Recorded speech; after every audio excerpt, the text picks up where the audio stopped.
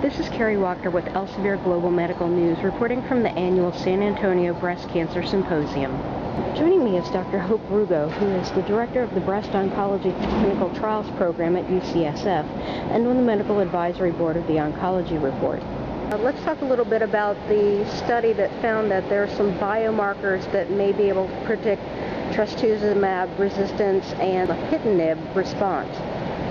Well, there's been a lot of data that patients who have low expression of a tumor suppressor gene called P10 might have resistance to trastuzumab, because P10 is very important for trastuzumab, at least part of what trastuzumab does.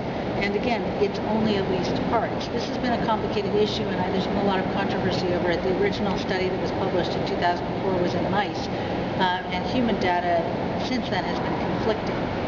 There's also interest in mutations in something called PI3 kinase, which again is associated with P10 in one of the pathways that is called downstream signaling from the HER2 receptor.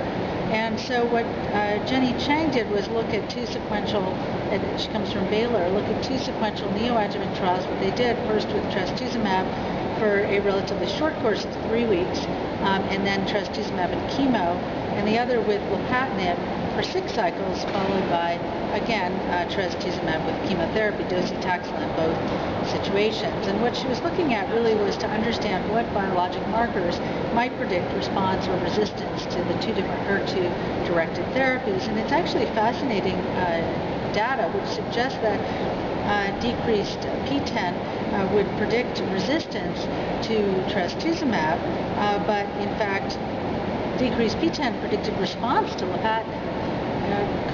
On the other hand, a low Ki67 and low MAP kinase that's phosphated, or phospho-MAP kinase it's called, predicted resistance to lapatinib relatively, that blocked proliferation, and may not predict a response to lapatinib. So it's very interesting, actually, that potentially these agents work by different pathways. And in addition, she found that this mutated PI3 kinase also predicted resistance to trastuzumab. So what this means for us is that potentially we could use these markers in the future as a way to individualize HER2-directed therapy for patients. If you have a prediction of resistance to trastuzumab, perhaps you should receive lapatinib. And where we're going to really get the answer to this is from the ongoing neoadjuvant and huge adjuvant trials that are getting tissue from patients, and we'll be able to look at long-term outcome and correlate it to markers that Jenny Chang's lab has developed and